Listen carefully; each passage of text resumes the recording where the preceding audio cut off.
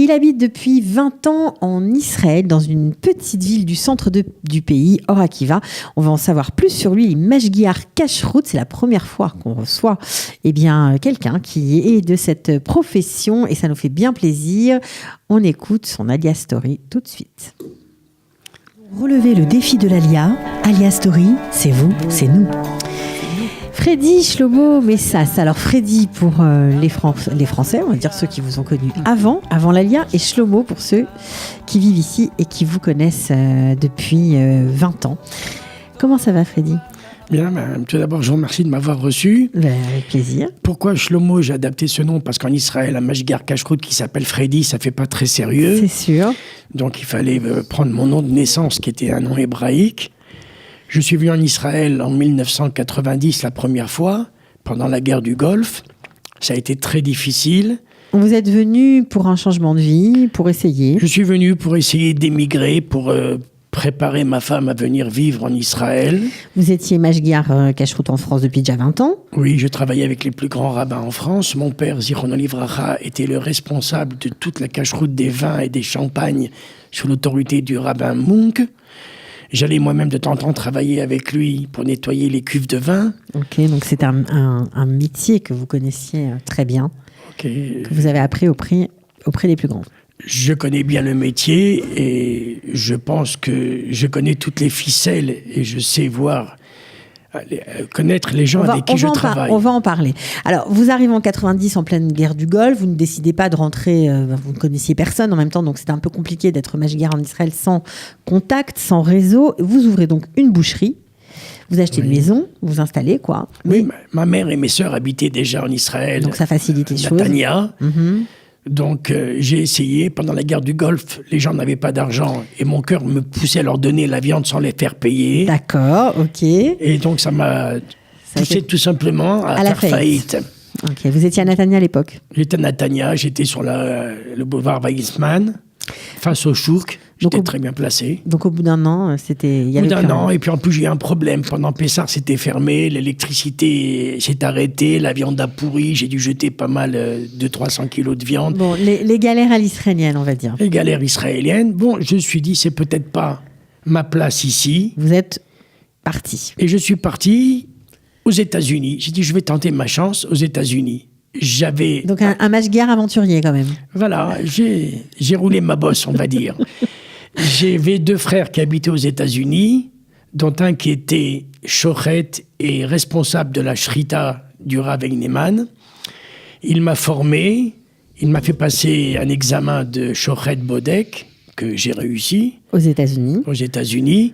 J'ai donc travaillé, je connais très bien les États-Unis parce que je voyageais énormément d'un endroit à l'autre, que ce soit Chicago, New York, Cleveland, Pittsburgh, tous les endroits. J'étais dans un état que même peu d'Américains connaissent, le Nord Dakota. À Fargo, il y avait aussi là-bas un abattoir. Et donc, je vivais là-bas, tranquillement. Ça a duré quand même assez longtemps, 5 ans. Le seul problème que vous ayez eu, c'est que vous n'étiez pas vraiment un travailleur légal. Je n'avais pas si vous voulez, de carte de travail. Donc, j'étais obligé tous les 6 mois. En même temps. Ouais. J'étais obligé tous les 6 mois de revenir en Israël pour demander un visa pour repartir aux États-Unis. Les Israéliens ne peuvent habiter sans papier que 6 mois aux États-Unis. Donc, tous les 6 mois, je venais en Israël, je passais quelques semaines. Et je repartais aux États-Unis. Alors, qu'est-ce qui s'est passé ?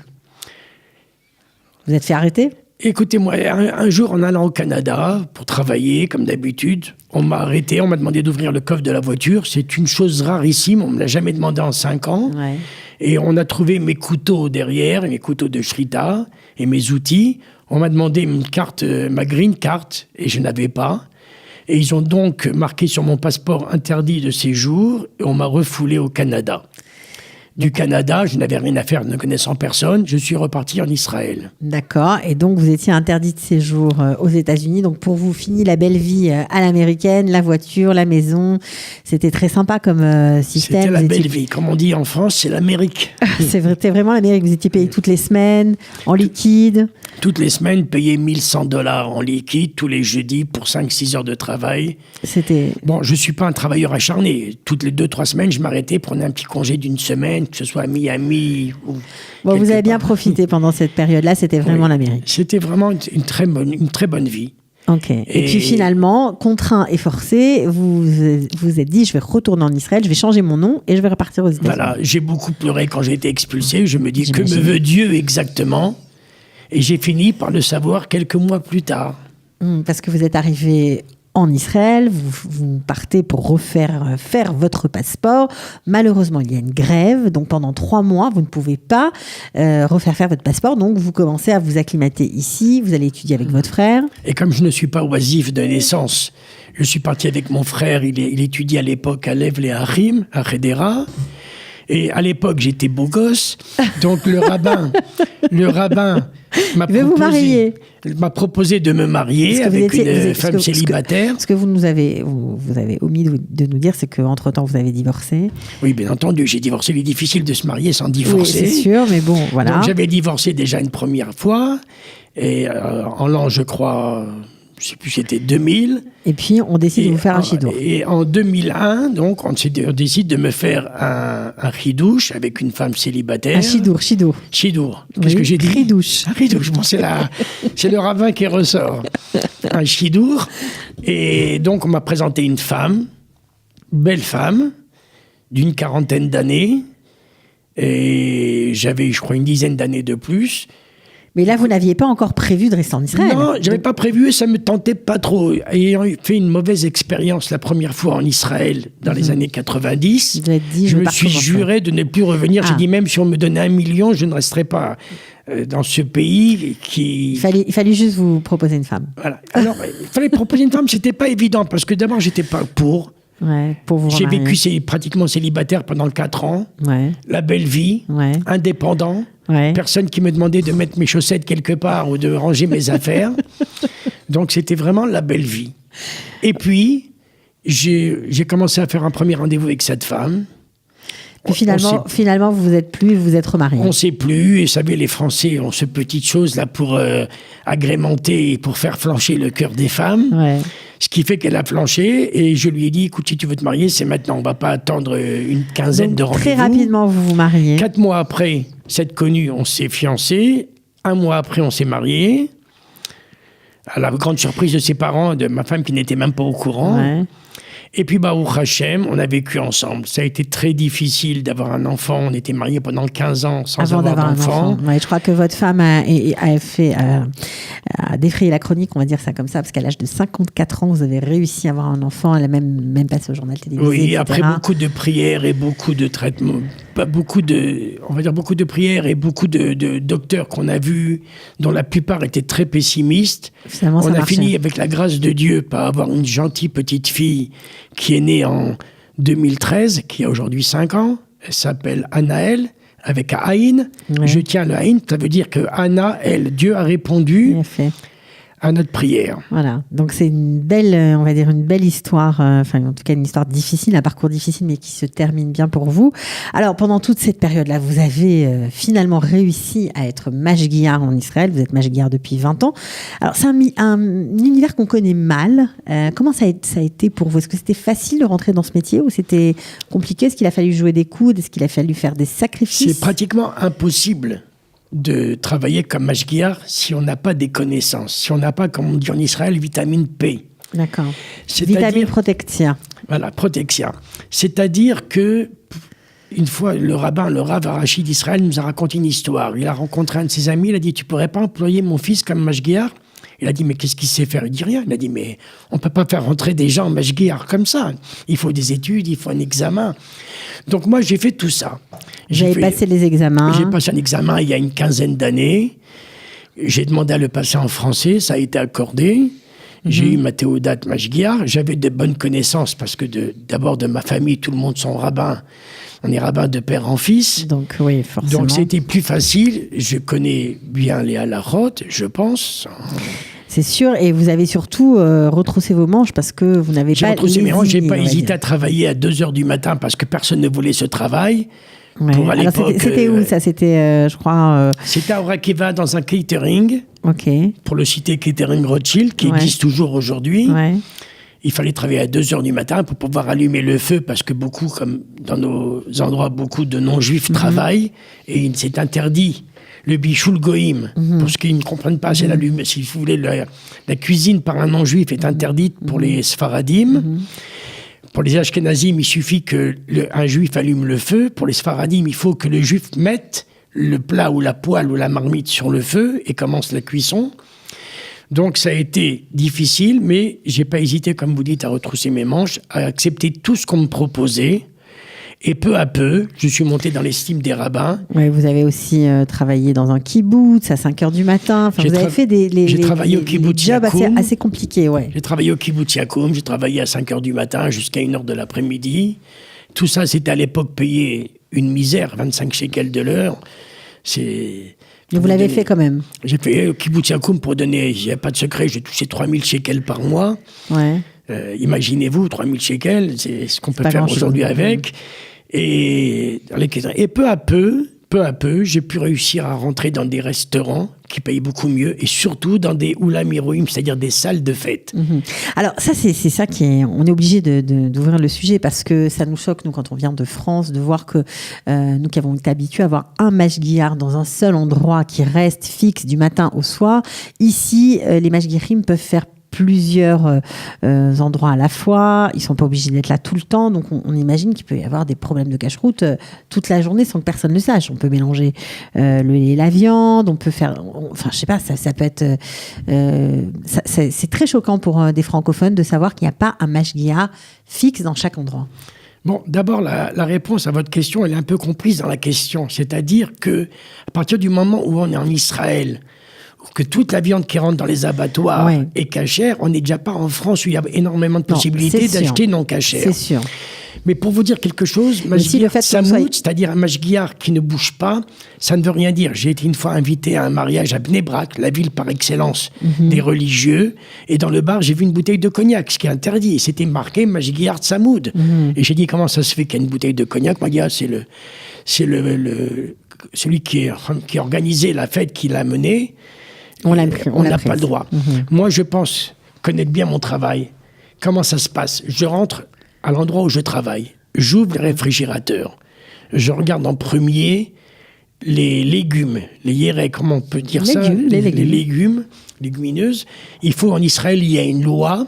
On demande que tout le yérek soit ce qu'on appelle chassalat, c'est-à-dire soit débarrassé de ces insectes. D'accord. Donc soit lavé, nettoyé. C'est pas toujours vrai.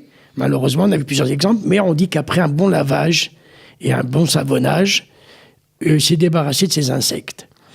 Donc la première chose, la viande, je la vérifie rarement, parce que ça arrive en carton. La plupart du temps, de grands organismes comme Feldman ou des trucs comme ça, avec la cache-route sur le carton. D'accord. Pour le poulet, pratiquement aujourd'hui, toutes les shritotes de poulet sont méhadrines. Mais alors pour le mélange, pour la cuisine, comment vous faites? D'abord, dans les restaurants, il n'y a pas de viande ou il n'y a pas de lait. Je travaille dans un restaurant à Césarée qui s'appelle Aresto, pour ceux qui veulent venir manger un bon repas halavi. Il ne rentre pas de viande, ça n'existe pas. Tout est halavi ou parvé. Ils ont du poisson, ils ont des salades et ils ont des plateaux de fromage. C'est que halavi. Donc je contrôle, mais je suis sûr de ne jamais tomber nez à nez avec un carton de viande, c'est impossible. Je travaille également dans des restaurants de viande qui ne savent même pas ce que c'est halavi, ça n'existe pas. Mais c'est quand même c'est une façon de faire complètement différente, et surtout il y a eu une grosse polémique comme quoi les mashgiachim sont payés par les restaurateurs et non pas par, comme on le sait en France, par la rabbanout. Ça devrait être le cas, mais apparemment c'est trop compliqué. Alors écoutez... Parce que juger parti, c'est compliqué d'être jugé parti dans la vie. Il y a mashgiachim et mashgiachim. Okay. Il y a certains mashgiachim qui ont du matzpoun. Comment on dit ça? J'ai oublié en français. Moi aussi, j'ai oublié. Matzpoun. Le matzpoun, c'est qu'il y a une conscience. Voilà, c'est ça. Voilà, qu'ils ont une conscience professionnelle et qui ne veulent pas tromper les gens. Parce qu'ils savent très bien qu'il faudra rendre des comptes un jour.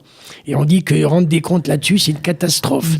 Celui qui a été mashgiach, qui n'a pas été extrêmement vigilant. Malheureusement, comme dans beaucoup de professions, il y a des gens qui s'en moquent un petit peu.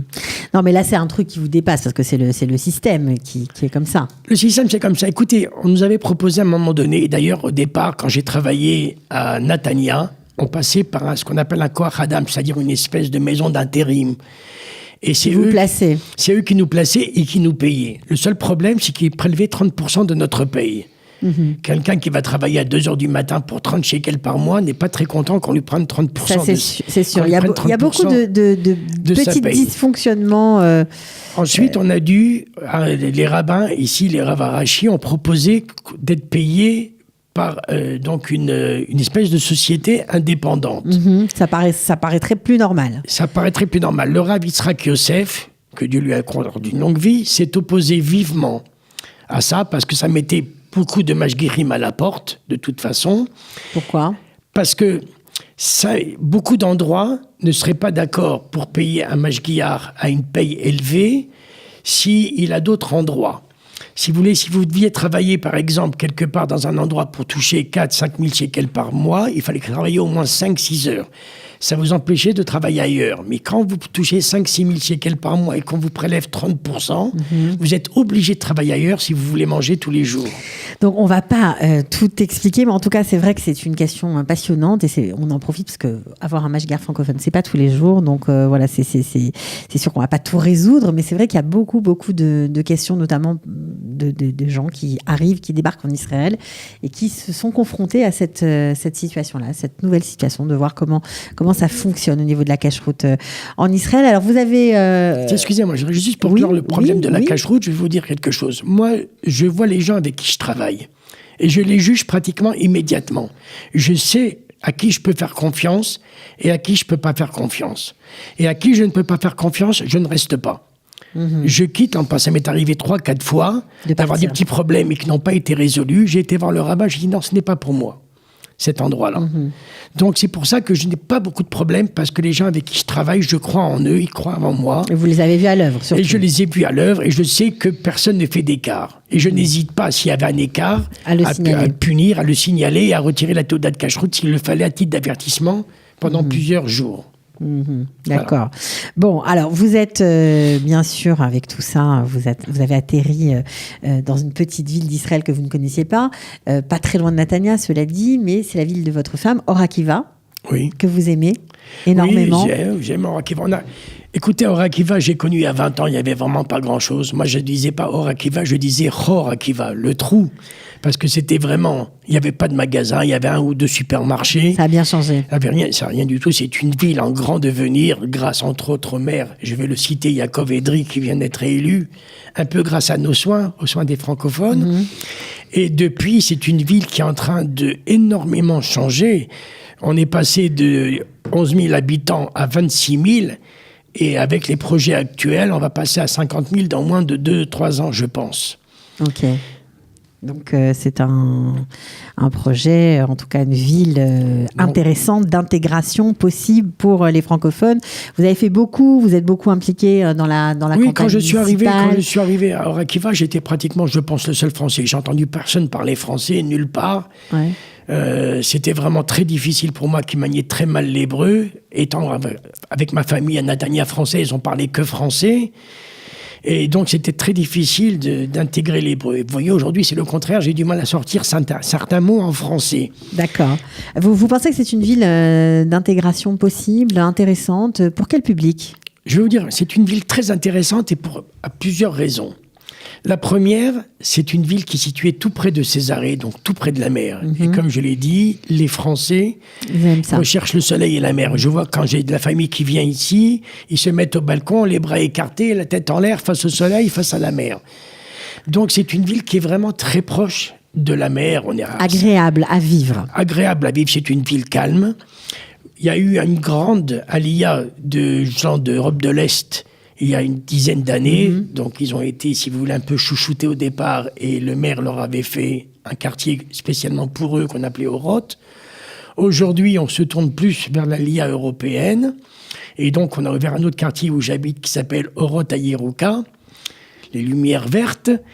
Et c'est une Russia, c'est une population plutôt élitiste. Oui. Et s'ils sont venus à Or Akiva, c'est tout simplement ou parce qu'ils ne pouvaient pas aller à Césarée à cause du prix, ou parce que c'était l'endroit le plus proche, tout en étant éloigné, on va dire, à 50 km de Tel Aviv. On était reliés par l'autoroute, c'était une ville très facile, on a une demi-heure en train de Tel Aviv. 20 minutes de Natania en voiture. Donc c'est sympa. C'était très facile, tout en n'étant pas une ville centrale. C'était une ville très proche du centre. D'accord. Ça coûte combien d'habiter, je sais pas moi, un 4 pièces Un 4 pièces aujourd'hui, dans les nouveaux projets, coûte environ 1 400 000. à l'achat, d'accord. À l'achat. Et à louer, en louer, il faut compter entre 3 200 shekels et 3 700 shekels. Le VAD est un peu élevé parce que ce sont des appartements neufs. Il faut compter 200 shekels par mois, à peu près. Il faut savoir qu'il y a des appartements dans le vieux Or Akiva qui coûtent moins de 600 000 shekels. Ce sont des immeubles. Il y a encore des affaires à faire. Ce sont sur des pilotis et les gens espèrent toujours qu'il y ait un pinouille-binouille, c'est-à-dire qu'il va y avoir une évacuation et un relogement. C'est possible, une reconstruction et un relogement. Ils vont gagner. Mais à mon avis, ça fait 5 ans que ça a été voté cette loi et c'est pas demain la veille que ça va se faire, malheureusement, malgré les réclamations, parce qu'on est occupé plutôt à monter des nouveaux quartiers. Bon, mais il y a encore des choses à faire. Il y a beaucoup à faire. Ok, d'accord.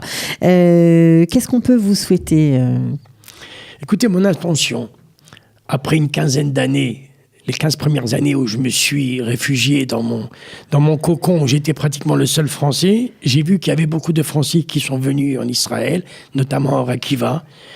Et j'ai décidé de faire une espèce d'amicale de francophones où on pourrait se réunir. Je connais le goût des Français. Mais c'est ça qui est extraordinaire avec vous, parce qu'on vous voit comme ça, on voit que vous êtes affilié à un parti politique chasse. D'ailleurs, oui. Vous me l'avez dit, donc j'invente rien. Oui. Et vous arrivez à rassembler des gens autour de vous qui sont français, qui viennent dans cette ville, qui ne sont ni religieux, ni pratiquants, ni affiliés aux chasses, ni rien. Et vous arrivez à avoir cette ouverture d'esprit pour rassembler tout le monde. C'est quand même assez important et assez, on va dire, original pour avoir le mérite d'être souligné. Écoutez, je suis une personne très religieuse, mais très ouverte. Je connais la vie, surtout à l'étranger. Je sais que ce n'est pas facile d'être juif.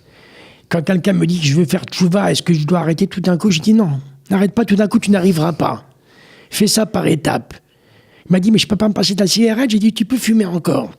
Tout doucement, quand tu y arriveras à comprendre la Torah, tu verras que ce que tu fais n'est pas bien. Il faudra que ça vienne tout seul.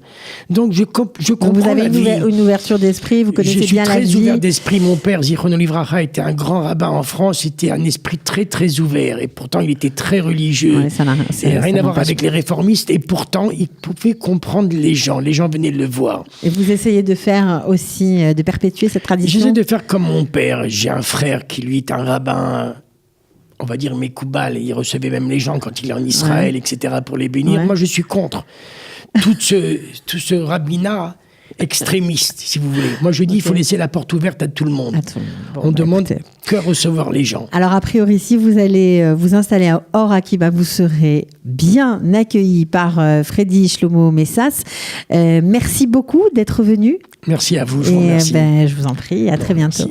Je voulais dire un petit mot, j'encourage simplement à tous les francophones de venir habiter Or Akiva.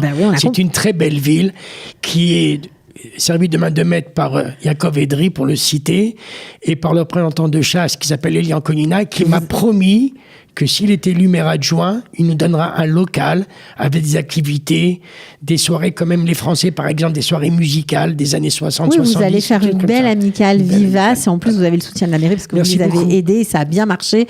Bravo à vous, à Merci bientôt. À Kalita. De rien, à bientôt, Merci. Ciao. Ils ont relevé le défi de l'Alia. Alia Story, c'est vous, c'est nous.